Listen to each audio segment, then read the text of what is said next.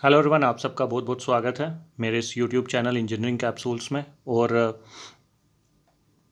RCC का paper जो कि काफ़ी ज़्यादा सुबह से हम इसके ऊपर काम कर रहे हैं, ठीक है। और मैंने की पहले भी अपलोड की थी उसके, लेकिन वो की जो थी स्टूडेंट्स द्वारा बनाई गई थी, तो उसमें कुछ कुछ गलतियाँ थी जिसके लिए कुछ बच्चे काफ़ी ज़्यादा बोल भी रहे हैं कि इसमें गलतियाँ हैं। तो फिर मैं अभी खुद बैठकर इस पूरी के पूरे क्वेश्चन पेपर को दोबारा से मैंने देखा है, और काफ़ी ज़्यादा इसको एनालाइज करने के बाद, क्योंकि प्रॉपर कोई एक वेबसाइट नहीं थी जिसके ऊपर से ये क्वेश्चन आए हुए हैं। इंडिया बिक्स का भी इन्होंने यूज़ किया है, एग्ज़ाम वेदा का भी यूज़ किया हुआ है।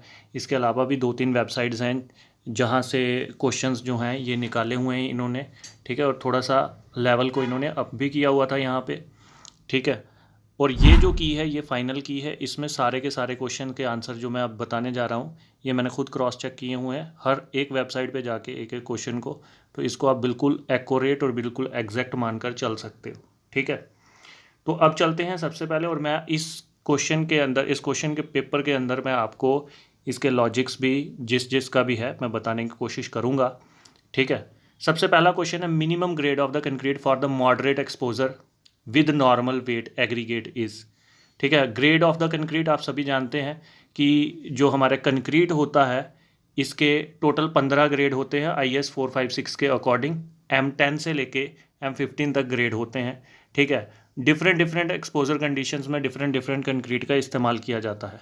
यहाँ पे जो मिनिमम ग्रेड कंक्रीट का वो पूछ रहा है कि अगर मॉडरेट एक्सपोजर कंडीशन है विद नॉर्मल वेट एग्रीगेट, तो हम किस तरह के किस ग्रेड का कंक्रीट जो है यहाँ पे इस्तेमाल करेंगे। तो इसका ऑप्शन जो है, ऑप्शन नंबर इसका रहेगा C, M25। सेकंड क्वेश्चन हमारे सामने है, the minimum reinforcement using mild steel in the slab should not be less than. Minimum reinforcement mild steel के केस में आपको पता है दो तरह की जो है स्टील पड़ता है, एक माइल्ड स्टील पड़ता है, एक HYSD बार्स पड़ते हैं, high yield strength deformed bars. Mild steel basically आजकल बंद हो गया इसलिए पड़ता नहीं है, तो ज़्यादातर HYSD high yield strength deformed बार पड़ता है। क्योंकि माइल्ड स्टील जो होता है ये कमज़ोर होता है, इसमें कार्बन कंटेंट कम होता है, ठीक है, स्ट्रेंथ इसकी कम होती है, इसलिए इसकी क्वांटिटी हमेशा ज़्यादा रखी जाती है। तो माइल्ड स्टील के केस में 0.15% डाला जाता है। अगर आप HYSD की बात करते हैं, high yield strength deformed bars की बात करते हैं, तो उसके केस में 0.12% डाला जाता है ये मिनिमम रीइंफोर्समेंट, ठीक है। बात करते हैं next, that is modulus of the rupture of the concrete.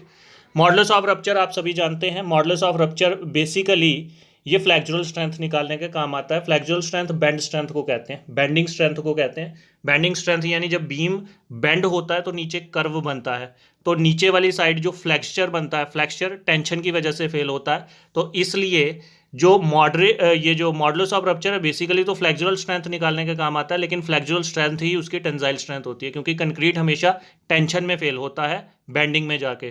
तो यहाँ पे इसका ऑप्शन रहेगा हमारे पास C। उसके बाद है T beams. T beam behave as a rectangular beam of the width equals to its flange. इसमें डिफरेंट डिफरेंट केस बनते हैं, 3 केस बनते हैं। तो पहला तो यही है कि इट्स जब इसकी न्यूट्रल एक्सिस फ्लैंज के अंदर रहती है, ठीक है, उसी केस में जो आपका टी बीम है वो एक सिंपल रेक्टेंगुलर बीम के जैसा बिहेव करता है, ठीक है। नेक्स्ट क्वेश्चन, ये टी बीम में से था क्वेश्चन। अगली बात करूंगा, according to the IS 456 slab which span in the two direction. ये टू वे स्लैब में से क्वेश्चन आया, with the corners held down are assume to be divided in each direction into middle strips and the edge strips such that the width of the middle strip is. अच्छा, अब आपका to way slab में दो तरह के question आते हैं, ठीक है, दो तरह के क्वेश्चन होते हैं। और जो दूसरी टाइप है इसकी, उसमें भी आगे दो टाइप्स हैं, जिसमें कॉर्नर हेल्ड डाउन होता है, एक कॉर्नर नॉट हेल्ड डाउन है। और यहाँ पे कॉर्नर जब हेल्ड डाउन होता है तो उसमें अगर आप फिगर को देखेंगे तो फिगर के अंदर मतलब आपकी स्लैब को बांटा जाता है 3 हिस्सों में। 2 स्ट्रिप्स होती हैं, एक मिडल स्ट्रिप होती है और एक एज स्ट्रिप होती है। अब यहाँ पे ये सवाल पूछ रहा है कि जो मिडल स्ट्रिप है, मिडल स्ट्रिप मिनिमम कितनी रखी जाती है। इसकी 3/4 होती है, पूरी की पूरी जो आपकी स्लैब होती है उसकी 3/4 रखी जाती है, ठीक है। तो अगर तो ये पूरी स्लैब की लेंथ की बात कर रहा है, स्पैन की बात कर रहा है, तो स्पैन की 3/4 होती है ये जो मिडल स्ट्रिप है। और अगर हम बात करें उसके एज स्ट्रिप की, तो एज स्ट्रिप जो है इसकी 1/8 होती है, ठीक है, यानी L/8 आप ले सकते हो अगर फिलहाल ये पूरे स्पैन की बात कर रहा है। तो इसका ऑप्शन होना चाहिए C, 3/4 of the width of the span. अच्छा जी, लोड स्ट्रेस ऑफ, ये क्वेश्चन नंबर 6 जो है, ये जहां तक मुझे लगता है ये क्वेश्चन नंबर 6 इन्होंने गलत डाला है। अगर आप वेबसाइट पे जाएंगे तो इस क्वेश्चन के ऑप्शंस कुछ और दिए हुए हैं, और जो ये ऑप्शंस हैं, जो इन्होंने ऑप्शंस दिए हैं, ये बेसिकली किसी और क्वेश्चन के ऑप्शन उठा के इन्होंने यहाँ पे डाल दिए हुए हैं, ठीक है। तो 6th क्वेश्चन को आप फिर से क्रॉस चेक कर लेना। ये क्वेश्चन जो है मेरे अकॉर्डिंग रॉन्ग है, क्योंकि इसको मैंने दोनों तरफ से ट्राई करके देख लिया, इसका ऑप्शंस जो थे इस क्वेश्चन के इसके साथ मैच ही नहीं खाते, ठीक है। नेक्स्ट चलते हैं, limit state method is based upon, limit state method किसके ऊपर डिपेंड करता है? लोड स्ट्रेंथ, दोनों के ऊपर ही डिपेंड करता है। तो उसका ऑप्शन है ए। बता देना चाहता हूं आप सबको कि दो तरह के मेथड होते हैं, एक वर्किंग स्ट्रेस मेथड होता है, एक लिमिट स्टेट मेथड होता है। वर्किंग स्ट्रेस मेथड जो है आउटडेटेड मेथड है, आज की डेट में नहीं यूज किया जाता, आपको एक ही चैप्टर था इसके बारे में। लिमिट स्टेट मेथड जो है ये आज की डेट में इस्तेमाल किया जाता है, और लोड और स्ट्रेंथ दोनों ही इसमें होते हैं, both 1 and 2 are correct. Loss of the pre stress due to the friction occurs, loss of the pre stress due to friction, due to friction जो लॉस ऑफ हमारी प्री स्ट्रेस है, ये किस में होती है? ये होती है जी आपकी पोस्ट टेंशन्ड बीम्स में। अब ये एक टेक्निक होती है प्री स्ट्रेस टेक्निक, इसमें जो हमारे एक टेक्निक होती है, कंक्रीट में पहले ही कंप्रेसिव स्ट्रेसेस को इंड्यूस कर दिया जाता है, इसको प्री स्ट्रेस टेक्निक कहते हैं। और प्री स्ट्रेस टेक्निक के भी आगे दो मेथड होते हैं, पोस्ट टेंशनिंग होती है, एक प्री टेंशनिंग होती है। प्री टेंशनिंग में हम पहले ही वायर्स को, टेनन वायर्स को डाल देते हैं, उसके बाद उसकी स्ट्रेचिंग करते हैं। पोस्ट टेंशनिंग में जो इसकी वायर्स हैं वो बाद में डलती हैं, ठीक है। और पोस्ट टेंशनिंग टेक्निक में फ्रिक्शन की वजह से ज़्यादा लॉसेस होते हैं, यानी ये जो आपकी, अगर आपने उसको स्ट्रेच किया हुआ है तो वो धीरे धीरे फ्रिक्शन की वजह से वो जो स्ट्रेचिंग है, जो आपने उसमें खिंचाव पैदा किया था, वो खिंचाव जो है वो धीरे धीरे कम होने लग पड़ेगा। लास्ट जो ये हमारी 9th क्वेश्चन की तरफ चलते हैं। Steel generally used in the RCC work, इसमें बच्चों को कन्फ्यूजन थी क्योंकि ज़्यादातर तो हाई टेंशन स्टील का इस्तेमाल किया जाता है। क्वेश्चन जो है बेसिकली IS कोड जो है आपको पता है अपडेट होता रहता है, लेकिन ये जो बुक्स हैं जहाँ से ये एग्ज़ाम डाल रही हैं ये इतनी अपडेटेड बुक्स नहीं है। माइल्ड स्टील पहले इस्तेमाल किया जाता था, इसलिए माइल्ड स्टील को ही ये जर्नली इस्तेमाल करते हैं। अदरवाइज IAS 456 के अकॉर्डिंग माइल्ड स्टील का इस्तेमाल नहीं किया जाता, जो कंस्ट्रक्शन है उसमें, कंस्ट्रक्शन पर्पज़ के लिए। लेकिन ऑप्शन यहाँ पे ए ही रहेगा, क्योंकि बोर्ड ने, आपका बोर्ड भी अपडेट नहीं हो पाया है टाइम के साथ, अभी भी वो पुराने ही ज़माने में जी रहा है, तो इसका आंसर जो है वो माइल्ड स्टील ही होगा। 10वें नंबर पे चलते हैं। 10वां क्वेश्चन हमारा क्या था? Amount of the reinforcement for the main bars in the slab is based upon, आप सभी को पता है। अब amount of the reinforcement of main bars, main सरिये पढ़ते हैं, मेन बार्स होती हैं, डिस्ट्रीब्यूशन बार्स होती हैं, स्लैब आप सभी को पता है छत की बात कर रहा है वो।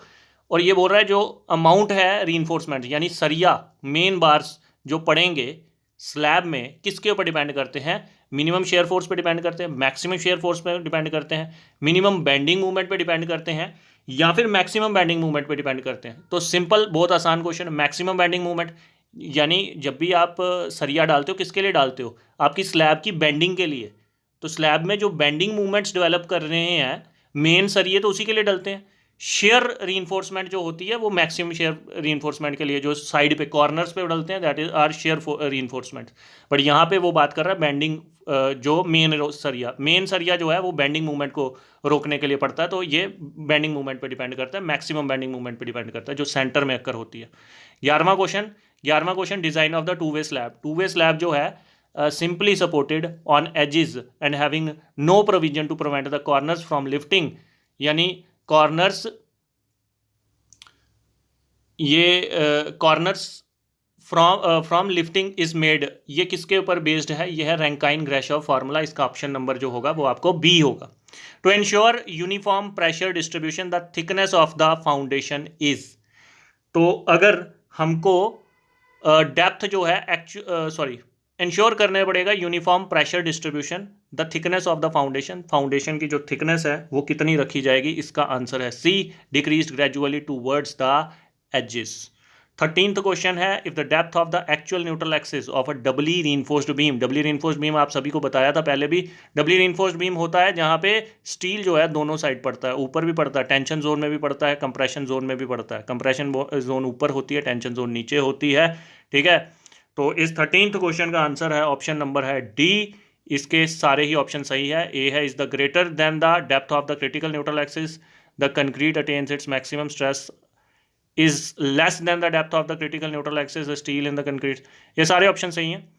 14th क्वेश्चन की बात करते हैं, the property of the fresh concrete in which the water is in the mix tends to rise to the surface, सभी को पता है ब्लीडिंग कहते हैं, अगर एग्रीगेट अलग हो जाए तो उसको सेग्रीगेशन कहते हैं, ठीक है। In a reinforced concrete column, column की बात कर रहा है, the cross sectional area of the steel bar is AS and that of the concrete is AC, the equivalent area of the section in terms of the concrete is equal to. आपको बता देना चाहता हूँ ये site जो इस्तेमाल की गई है, आज मैक्सिमम क्वेश्चन जो हैं किस साइट से आए हैं वो साइट भी आपको बता देता हूँ, सिविल इंजीनियरिंग फॉर यू, ये साइट है जहाँ से क्वेश्चन आए हैं। और एक मैकेनिकल इंजीनियरिंग टाइप कुछ था, ट्यूटोरियल ऑफ मैकेनिकल इंजीनियरिंग, वहाँ से भी कुछ क्वेश्चंस जो है वो निकल रहे हैं। कुछ क्वेश्चंस आपको एग्जाम वेदा पे भी मिलेंगे, ठीक है, कुछ क्वेश्चन एंड फाउंड्री से भी निकले हुए हैं, तो ये सब कुछ मिलजुल के क्वेश्चन है, मगर मैक्सिमम क्वेश्चन इसी में से आए हुए थे जो engineering, civil engineering for you. अच्छा, इसका ऑप्शन मैं बता देता हूँ आपको, 15th का ऑप्शन जो है that is AC + MAS, AC + MAS, इसका आंसर होना चाहिए B, ठीक है। Next question, if the load on the beam is increased, अगर लोड को इंक्रीज किया जाए तो टेंशन बढ़ेगी या नहीं बढ़ेगी, बेंडिंग बढ़ेगी तो टेंशन भी बढ़ेगी, तो इसका आंसर होना चाहिए B, दैट इज इंक्रीज्ड, ठीक है। तो 16 क्वेश्चन हमारे हो गए हैं, अब बढ़ते हैं हम 17th क्वेश्चन की तरफ, ठीक है। 17th क्वेश्चन जो है, the movement of the resistance of an over reinforced section is determined on the basis of, बिल्कुल सिंपल क्वेश्चन है, कोई परेशानी नहीं, जो पढ़ के गया उसको समझ होगी इसकी, ठीक है। Movement of resistance of an over reinforced section, 3 sections बनती हैं, अंडर रीइंफोर्स्ड बनती है, ओवर रीइंफोर्स्ड बनती है, बैलेंस सेक्शन बनती है, ठीक है।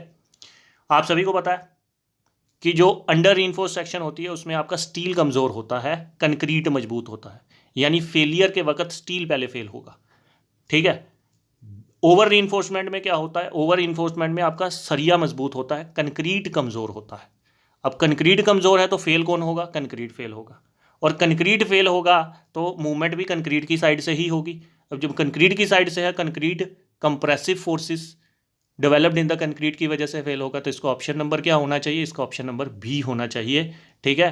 Tensile force developed in the steel नहीं है, क्योंकि वो अंडर रीइंफोर्स्ड के केस में होता है, अगर अंडर रीइंफोर्स्ड सेक्शन बनती है, अगर स्टील फेल होता है, यहाँ पे तो कंक्रीट फेल हो रहा है, तो क्वेश्चन नंबर 17 का ये आंसर है। ये लॉजिक्स हैं जो साथ साथ में आपको डिस्कस कर रहा हूँ, क्योंकि लास्ट कमेंट में एक नीचे कहीं किसी ने कमेंट किया था कि सर लॉजिक बेस पे एनालिसिस किया करें, तो मैं यहाँ पे अब लॉजिक बेस पे आपके सामने एनालाइज कर रहा हूँ। 18वां क्वेश्चन है, which of the following statement is correct regarding the working stress design of the under reinforced concrete, neutral axis depth will be greater than that of the balance section, the stress in the steel in the tension will reach its maximum permissible value first, the movement of the resistance will be less than that of the balance section। इसका B और C दोनों ही इसके सही हैं options, ठीक है।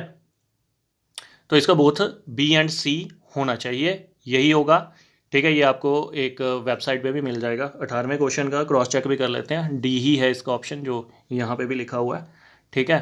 19th question की तरफ बढ़ते हैं, for a reinforced concrete beam section the shape of the shear force diagram is, shape कौन सी बनती है, ठीक है।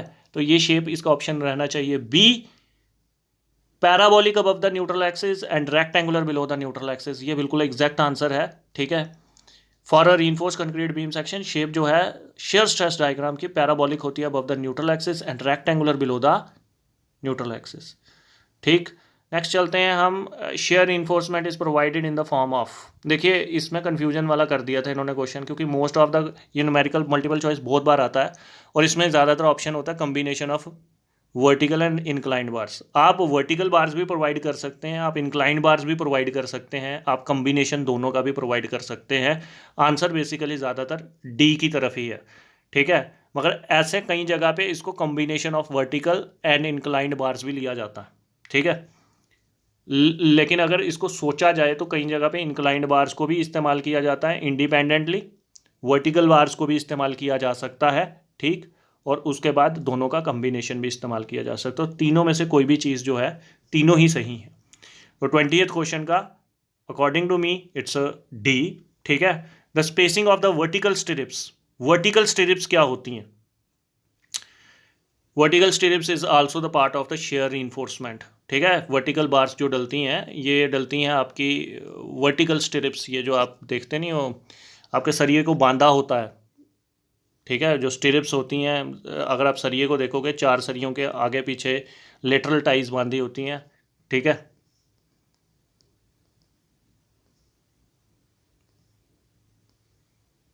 ठीक है, आगे बढ़ते हैं।